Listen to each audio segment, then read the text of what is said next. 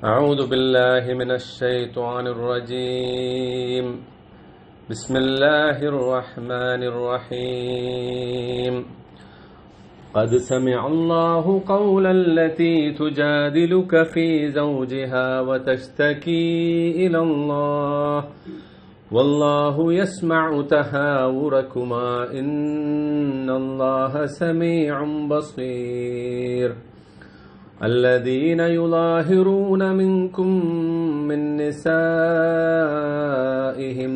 ما هن أمهاتهم إن أمهاتهم إلا اللائي ولدنهم وإنهم ليقولون منكرا من القول وزورا وإن الله لعفو غفور. والذين يظاهرون من نسائهم ثم يعودون لما قالوا فتحرير رقبة من قبل أن يتماسا ذلكم توعظون به والله بما تعملون خبير. فمن لم يجد فصيام شهرين متتابعين من قبل أن يتماسا فمن لم يستطع فإطعام 60 مسكينا ذلك لتؤمنوا بالله ورسوله وتلك حدود الله وللكافرين عذاب أليم. إن الذين يحادون الله ورسوله كبتوا كما كبت الذين من قبلهم وقد أنزلنا آيات بينات وللكافرين عذاب مهين. يوم يبعثهم الله جميعا فينبئهم بما عملوا أحصاه الله ونسوه والله على كل شيء شهيد. صدق الله العلي العظيم. Okay, അപ്പോൾ സൂറത്ത് മുജാദല ആണ് നമ്മൾ പഠിക്കുന്നത് കേട്ടോ. പിന്നെ ഞാൻ ഒറ്റ പ്രാവശ്യം ആവർത്തിച്ച് ഓതുന്നില്ല. നിങ്ങൾ സൂറത്തിന്റെ കൃത്യമായ തജ്വീദ് നമ്മൾ മറ്റേ ഗ്രൂപ്പിലിടുന്ന ആയത്തുകൾ മഷാരി അൽ-അഫാസിയുടെ ഇമാം ഷെയ്ഖ് മഷാരിയുടെ ഖിറാത്ത് കേട്ട് ആവർത്തിച്ച് കേട്ട് അല്ലെങ്കിൽ നിങ്ങൾക്ക് ഇഷ്ടമുള്ള ഏതെങ്കിലും ഒരു ഖിറാത്ത് കേട്ടിട്ട് അത് കൃത്യമായി കാണാതെ പഠിക്കാനും നന്നായിട്ട് ഓതാനും ശ്രമിക്കാം. ബിസ്മില്ലാഹിർ റഹ്മാനിർ റഹീം. ഖദ് സമിഅ അല്ലാഹു, അല്ലാഹു കേട്ടിരിക്കുന്നു. സമിഅ എന്ന് പറഞ്ഞാൽ എന്താ? കേട്ടു. ഖദ് സമിഅ അല്ലാഹു, അല്ലാഹു കേട്ടിരിക്കുന്നു. ഖൗലല്ലതി, ഖൗല വാക്ക്, കാല എന്നുള്ള പദത്തിന്റെ അല്ലെങ്കിൽ അതിന്റെ മസ്തറാണ് കൗല്. ഒരു വാക്ക് അള്ളാഹു കേട്ടിരിക്കുന്നു. അല്ലത്തി, ഒരു സ്ത്രീയുടെ, അല്ലത്തി എന്ന് പറഞ്ഞാൽ അവിടെ ഒരു സ്ത്രീയുടെ, തുജാദിലുക, ആ സ്ത്രീ താങ്കളോട് തർക്കിക്കുന്നു.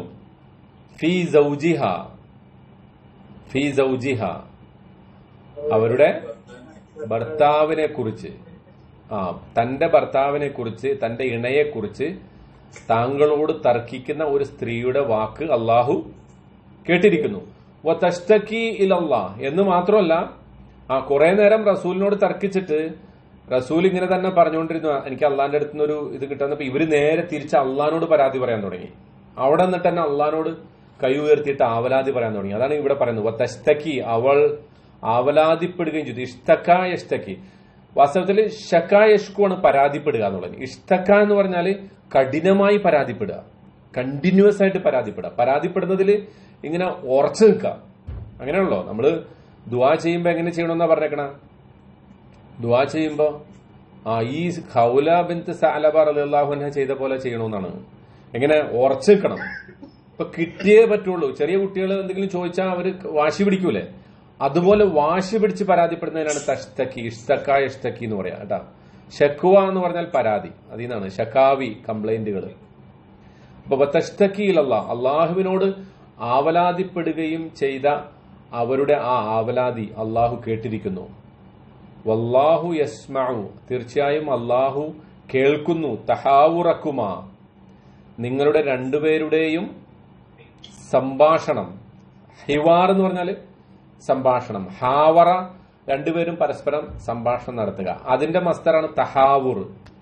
തഹാവുർ നിങ്ങൾ രണ്ടുപേരും ഇങ്ങനെ സംഭാഷണം നടത്തുന്നത് അള്ളാഹു തീർച്ചയായും കേൾക്കുന്നവനാണ്. ഇന്നല്ലാഹ സമീഉം ബസീർ. തീർച്ചയായും അള്ളാഹു എല്ലാം കേൾക്കുന്നവനും എല്ലാം കാണുന്നവനുമാണ്. അപ്പോ ഈ ആയത്ത് ഞാൻ പറഞ്ഞല്ലോ, ഇപ്പൊ നേരത്തെ പറഞ്ഞ ആ പശ്ചാത്തലത്തിലാണ് ഈ ആയത്ത് വരുന്നത് കേട്ടാ. ഇവിടെ സൗജ് എന്നത് ഭർത്താവിനെ കുറിച്ച് പറഞ്ഞു. നമ്മള് മുമ്പൊരിക്കൽ പറഞ്ഞപ്പോ സൂറത്ത് യാസീനൊക്കെ എടുത്തപ്പോ നമ്മൾ പറഞ്ഞല്ലോ അസ്വാജുൻ മുത്തഹറ, അവര് ഹും ഇന്നല്ലദീന ആമനു അല്ല എന്താണ്, അവരും അവരുടെ ഇണകളും സ്വർഗത്തിലായിരിക്കും, അവർക്ക് ഒരുപാട് അസ്വാജും മുത്തഹറ, അവർക്ക് പരിശുദ്ധകളായ ഇണകൾ ലഭിക്കും എന്നൊക്കെ പറഞ്ഞില്ലേ. അപ്പൊ ഭാര്യക്ക് ഭർത്താവിനെ ലഭിക്കുന്നതിനെ കുറിച്ചും ഭാര്യക്ക് ഭർത്താവ് ഒരുപാട് ഇണകൾ ഉണ്ടാകുന്നത് തിരിച്ച് സ്ത്രീകൾക്ക് ഇണകൾ ഉണ്ടാകുന്നതിനെ കുറിച്ചൊക്കെ നമ്മൾ പറഞ്ഞപ്പോ ഒരു വാക്ക് പറഞ്ഞിരുന്നു. എന്ത് സൗജ് എന്നുള്ളത് എന്തല്ല, ഭാര്യക്ക് മാത്രം പറയുന്ന പേരല്ല, ഭർത്താവിനും പറയും. ആ പേര് ഇവിടെ ശരിക്കും അങ്ങനെ തന്നെ പറഞ്ഞ ഒരു ആയത്താണ് ഈ ആയത്ത് കേട്ടോ. സൗജ് എന്നുള്ളതിന് ഇവിടെ ഭർത്താവ് എന്നാണ്, അല്ലെങ്കിൽ ഇണ എന്ന അർത്ഥത്തിലാണ് പറയുന്നത്. അത് രണ്ടാൾക്കും മാറി മാറി ഉപയോഗിക്കും എന്ന അർത്ഥത്തിലാണ് അത് ഇവിടെ പറയുന്നത് കേട്ടോ. ഓക്കെ, അപ്പോ അത് കേട്ടിരിക്കുന്നു അള്ളാഹു. അതാണ് സംഭവം. ഇനി അല്ലദീന യുലാഹിറൂന മിൻകും, എന്തായിരുന്നു ആ പരാതി? അവർ പരാതി പറഞ്ഞ വിഷയം എന്താണ്? അതാണ് തൊട്ടടുത്ത ആയത്തിൽ പറയുന്നത്. അല്ലദീന യുലാഹിറൂന മിൻകും മിൻ നിസാഇഹിം, നിങ്ങളുടെ കൂട്ടത്തിൽ ലിഹാർ ചെയ്യുന്നവർ. ഇനി ഞാൻ ലിഹാർ ചെയ്യുന്നവർ എന്ന് പറഞ്ഞാൽ മതിയല്ലോ അല്ലെ? എന്താണ് ലിഹാർ എന്ന് മനസ്സിലായോ? എന്താ ലിഹാർ എന്ന് പറഞ്ഞ? ലിഹാർ എന്ന് പറഞ്ഞ എന്താ ഞാൻ പറഞ്ഞ?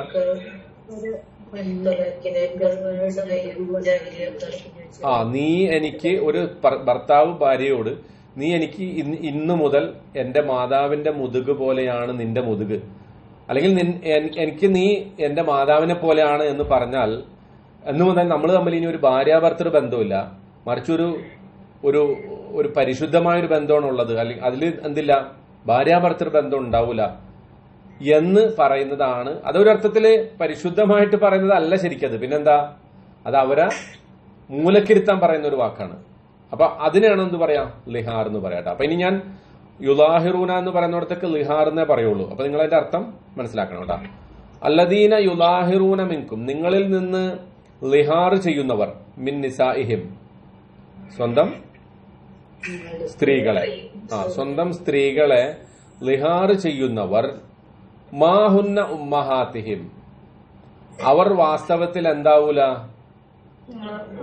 അവരുടെ മാതാക്കൾ ഒരിക്കലും ആവൂല.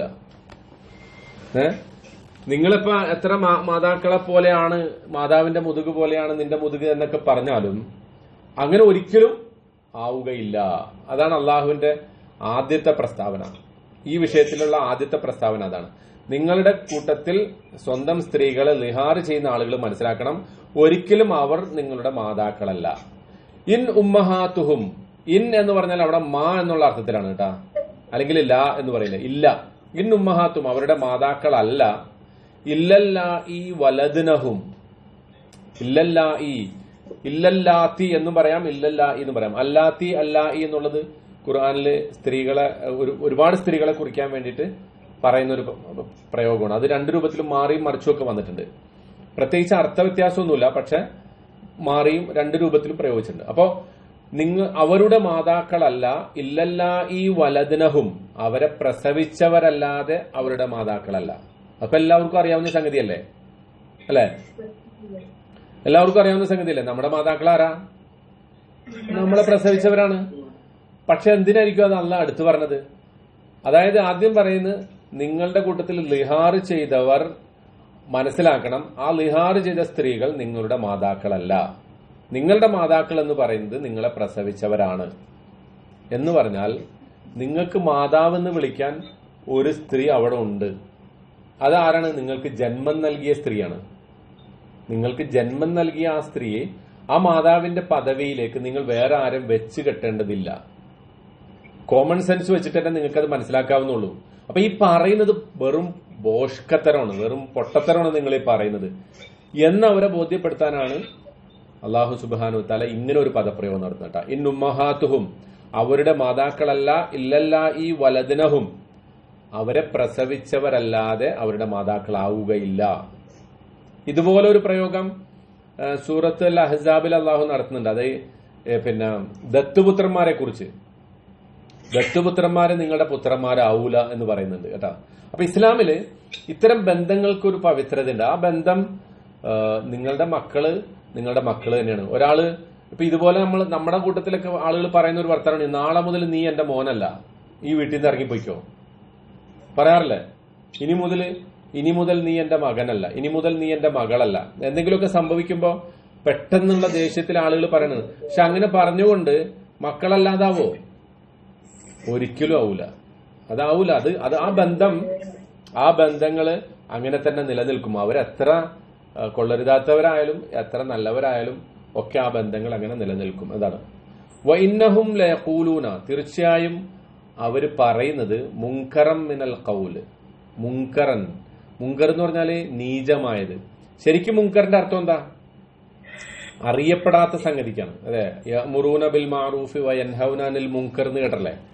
അംറു ബിൽ മഅറൂഫ് നഹ്യുൻ അനിൽ മുൻകർ, നന്മ കൽപ്പിക്കുകയും തിന്മ വിരോധിക്കുകയും ചെയ്യാന്ന് പറയുന്ന സംഗതി. മുൻകർ എന്ന് പറഞ്ഞാല് നിങ്ങൾക്ക് ഇതുവരെ അറിയപ്പെടാത്ത, അതായത് തിന്മ എപ്പോഴും എന്തായിരിക്കും? നമുക്ക് അറിയാത്തൊരു സംഗതിയാണ്. അതായത് നമ്മൾ അറിയാത്തെന്ന് പറഞ്ഞാല് നമ്മൾ പരിചയമില്ലാത്തൊരു സംഗതിയാണ്. എല്ലാവർക്കും പരിചയമുള്ളത് എന്തായിരിക്കും?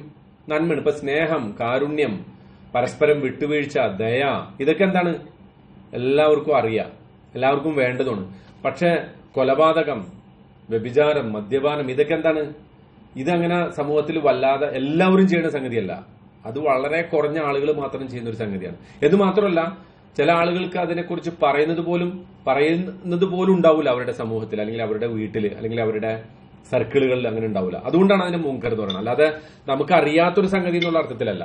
അപ്പൊ ചുരുക്കത്തിൽ ഇവിടെ അള്ളാഹു പറയുന്നത് വഇന്നഹും ലയഖൂലൂന, തീർച്ചയായും അവര് പറയുന്നത് മുൻകറം മിനൽ ഖൗലി, നീചമായ വാക്കുകളാണ് അവര് പറയുന്നത്. വസൂറ, അതുപോലെ തന്നെ അത് വ്യാജമാണ്. എന്ത് പറയുന്നതാണ് പിന്നെ നീചമാണ്, വ്യാജമാണെന്നൊക്കെ പറയുന്നത്? എന്തിനെ കുറിച്ചാ? ഈ ലിഹാറിനെ കുറിച്ചാണ് പറയുന്നത്. ഈ ലിഹാർ നിങ്ങൾ ചെയ്യുമ്പോ നിങ്ങൾ ഈ പറയുന്ന വർത്തമാനം അത് നീചവും വ്യാജവുമാണ്, അത് നികൃഷ്ടവും അതുപോലെ തന്നെ അത് കള്ളവുമാണ് നിങ്ങൾ പറയുന്നത്. ഒരിക്കലും അതെന്തല്ല, സത്യമായിട്ട് മാറുന്നില്ല. പക്ഷെ വ ഇന്നല്ലാഹ, തീർച്ചയായും അല്ലാഹു ലഅഫൂൻ ഗഫൂർ, ലഅഫൂൻ, അല്ലാഹു ഏറെ മാപ്പരുളുന്നവനും, ഗഫൂർ പൊറുക്കുന്നവനുമാണ്. ഏറെ മാപ്പരുളുന്നവനും എല്ലാം പൊറുക്കുന്നവനുമാണ് ആര്? അല്ലാഹു സുബ്ഹാനഹു വ തആല. കേട്ടോ. അപ്പൊ അത് പിന്നെ നിങ്ങൾ അങ്ങനെ പറഞ്ഞു എന്ന് വിചാരിച്ചിട്ട് അങ്ങനെ ആയി പോവൂല. നിങ്ങൾ അങ്ങനെ പറഞ്ഞു എന്ന് വിചാരിച്ചിട്ട് അതങ്ങനെ ആയി പോവൂല. പക്ഷെ അത് അതേസമയം തന്നെ അത് വ്യാജമായ ഒരു വർത്തമാനമാണ്, നീചമായ ഒരു വർത്തമാനമാണ്. അല്ലാഹു സുബ്ഹാനഹു വ തആല ഏറെ മാപ്പരുളുന്നവനും പൊറുക്കുന്നവനുമാണ്. ഇനി വല്ലദീന യുലാഹിറൂൻ, ഇനി ഈ ലിഹാർ ചെയ്യുന്നതിന്റെ ഒരു നിയമം പറയാണ്. ലിഹാർ ചെയ്യുന്നവർക്കുള്ള നടപടി എന്താണ്? വല്ലദീന യുലാഹിറൂന മിൻ നിസാഇഹിം, സ്വന്തം ഭാര്യമാരെ ലിഹാർ ചെയ്യുന്ന ആളുകൾ, സുമ്മ യഊദൂന, പിന്നീട് മടങ്ങി വരുന്നവർ, ലിമാ ഖാലു, ആ പറഞ്ഞ സംഗതിയിൽ നിന്ന് മടങ്ങി വരുന്ന ആളുകൾ എന്ന് പറഞ്ഞാൽ എന്തർത്ഥം?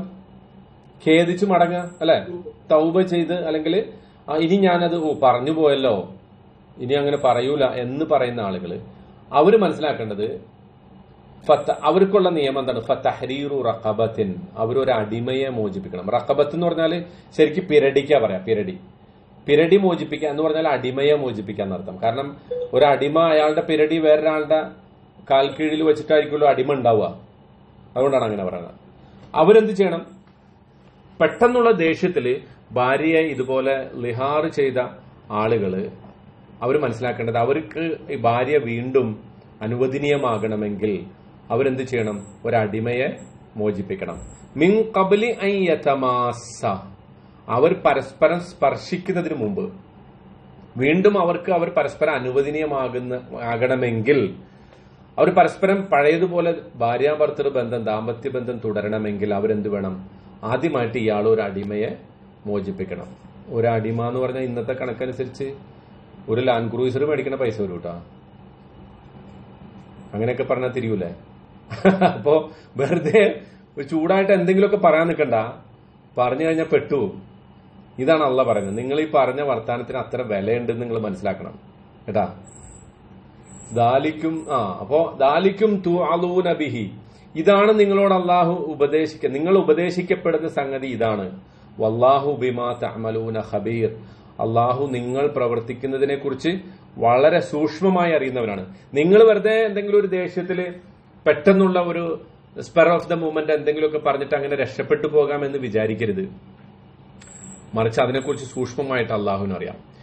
ഇനി ഒരുപക്ഷെ നിങ്ങൾ അടിമകളില്ലാത്തൊരു കാലത്താണ് ജീവിക്കുന്നത്, അല്ലെങ്കിൽ നിങ്ങൾ അടിമേനെ അന്വേഷിച്ച് നടന്നിട്ട് കിട്ടിയില്ല, അതല്ലെങ്കിൽ നിങ്ങൾക്ക് അടിമേനെ മോചിപ്പിക്കാനുള്ള കഴിവില്ല, അത്രയും പൈസ നിങ്ങളുടെ അടുത്തില്ല. അതാണ് ഫമല്ലം യജിദ്, ആർക്കെങ്കിലും അടിമയെ കിട്ടിയില്ലെങ്കിൽ എന്നും പറയാം, അല്ലെങ്കിൽ അതിന് അടിമയെ മോചിപ്പിക്കാനുള്ള പണം ഒരാളുടെ അടുത്തില്ല, അല്ലെങ്കിൽ അടിമയെ തന്നെ കിട്ടിയില്ല, അതിന് മോചിപ്പിക്കാനുള്ള പണം കണ്ടെത്താൻ പറ്റിയില്ല എങ്കിൽ അയാൾ എന്ത് വേണം?